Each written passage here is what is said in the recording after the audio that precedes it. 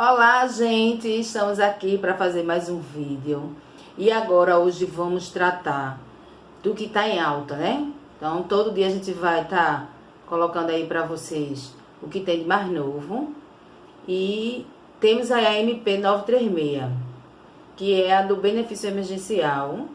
E vem trazendo dois benefícios aí que os empregadores estavam esperando muito, né? A gente sabe do coronavírus, do Covid-19, que vem trazendo muito problema, não só de saúde, que a gente já sabe, mas econômico. Então, muitas empresas estavam aguardando essa medida para manter empregos, né? Porque a intenção maior dessa medida é manter os empregos.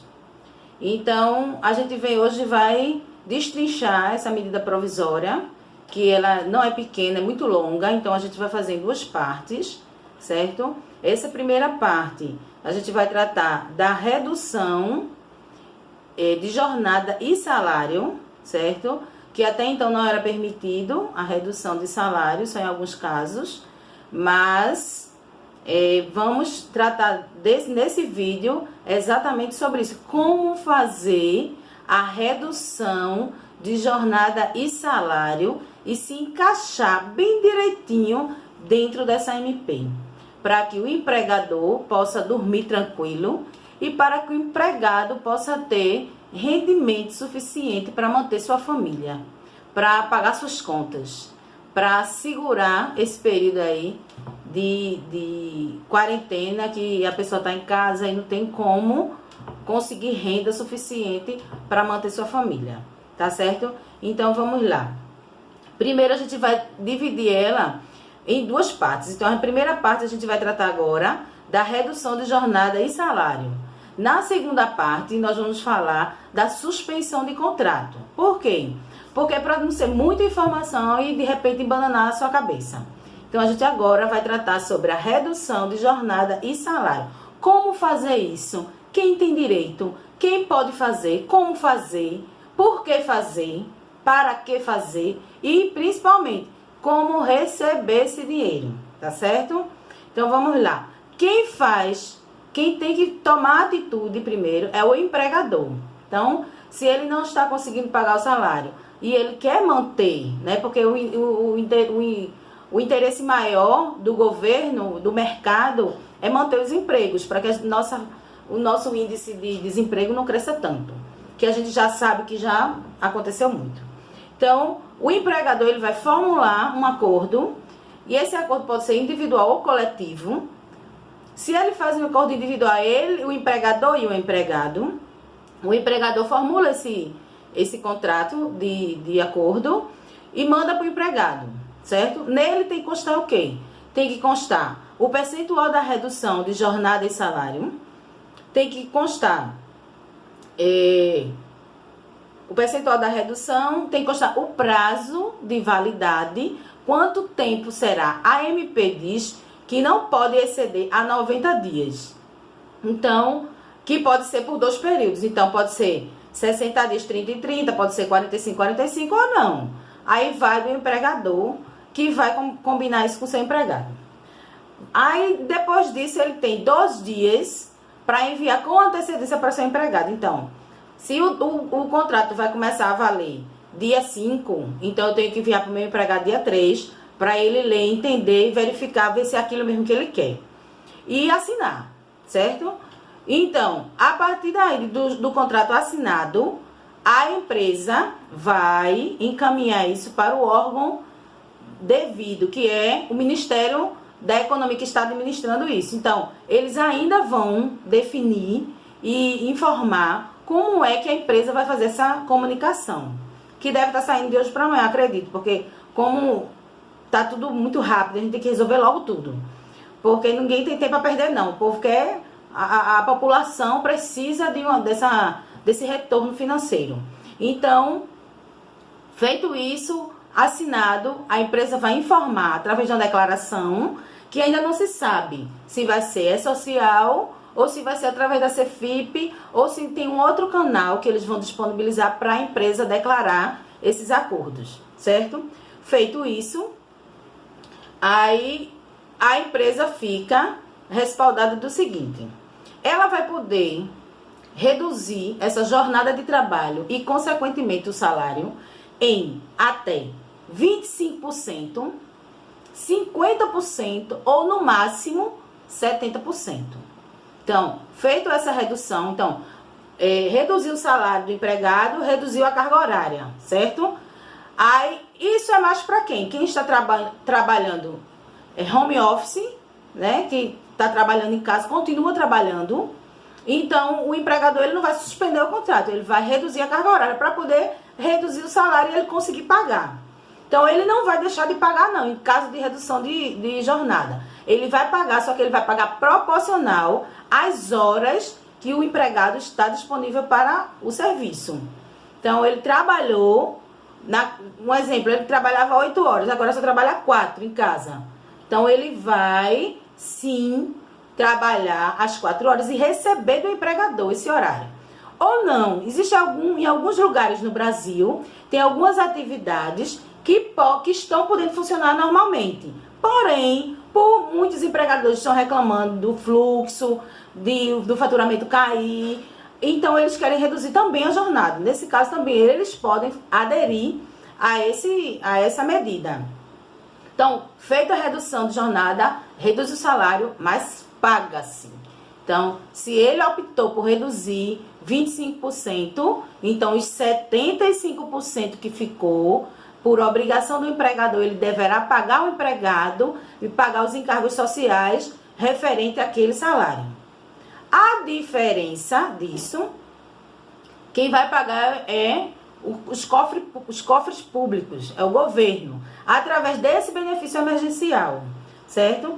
Então, a empresa deu entrada, vamos voltar lá, a empresa deu entrada no benefício, solicitou lá, disse que o empregado fez o acordo de redução, ele também e tal.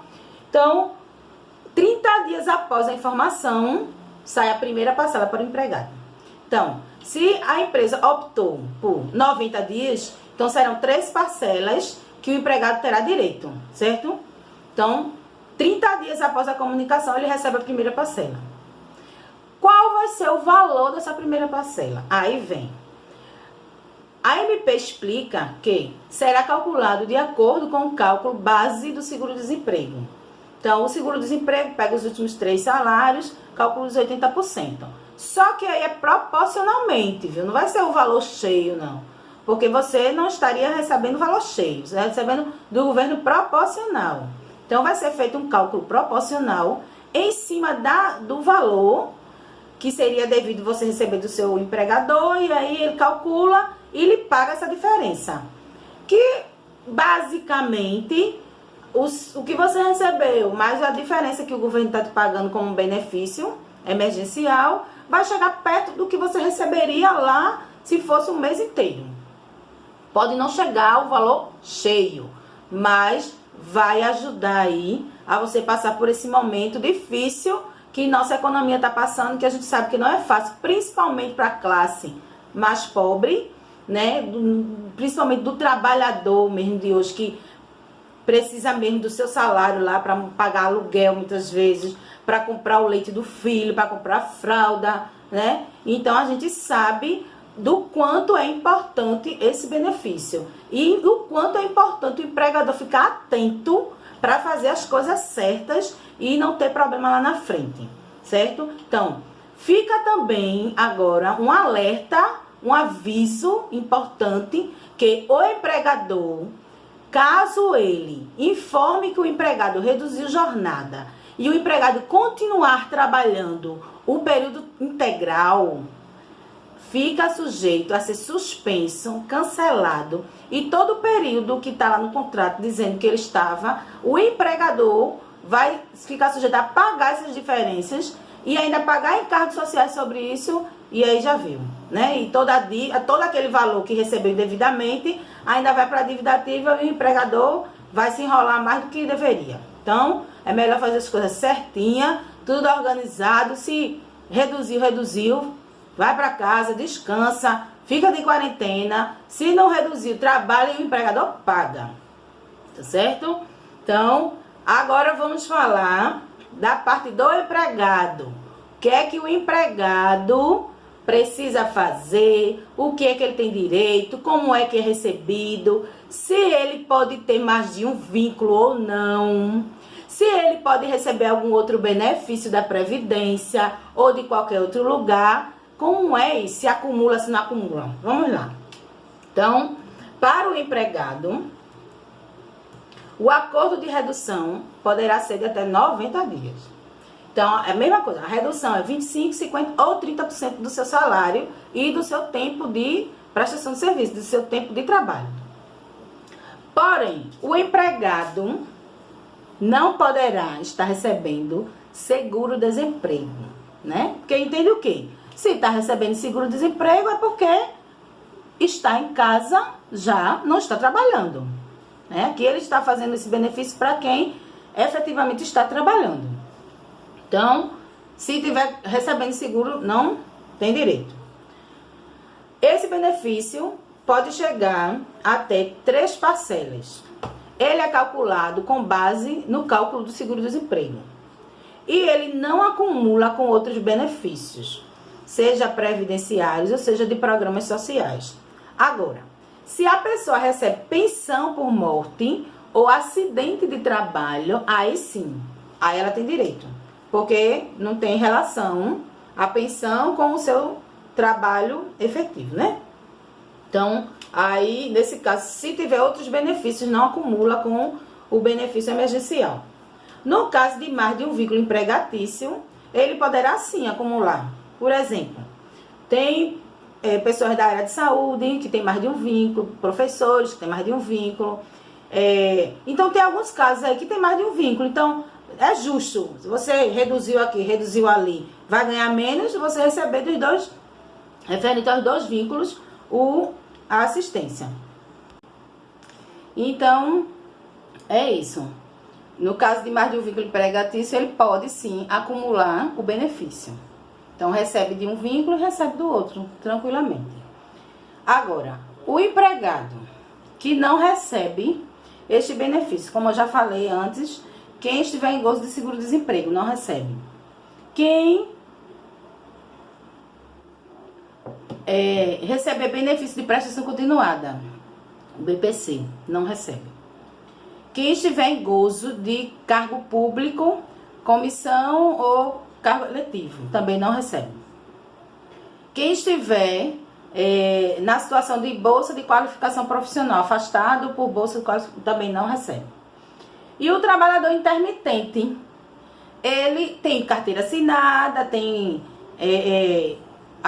aquela situação diferenciada, mas ele não recebe este benefício emergencial. O que ele recebe é o auxílio emergencial, que esse vem um vídeo depois, a gente explicando quem é que tem direito, como vai ser recebido, quais os critérios para recebimento deste auxílio emergencial. Então, este auxílio de R$600, o intermitente recebe esse, tá certo? Então, fiquem com Deus. Vamos, nossos contadores, ficar atentos, né? Ler bastante, ficar atento às MP, aos decretos, para deixar nossos clientes, os empresários, todos os clientes, todos aqueles que precisam dos nossos serviços, ficarem satisfeitos, ficarem dentro da legislação, fazendo as coisas dentro da legislação, para que assim a gente possa passar esse período de quarentena, esse período de calamidade pública, o melhor possível. Que a intenção é essa, procurar o melhor possível para as empresas, para que elas consigam se manter de pé e que nossa economia depois volte a fluir e melhorar as condições de vida para todos nós. Um grande abraço e fiquem aí atentos ao próximo vídeo. Beijo!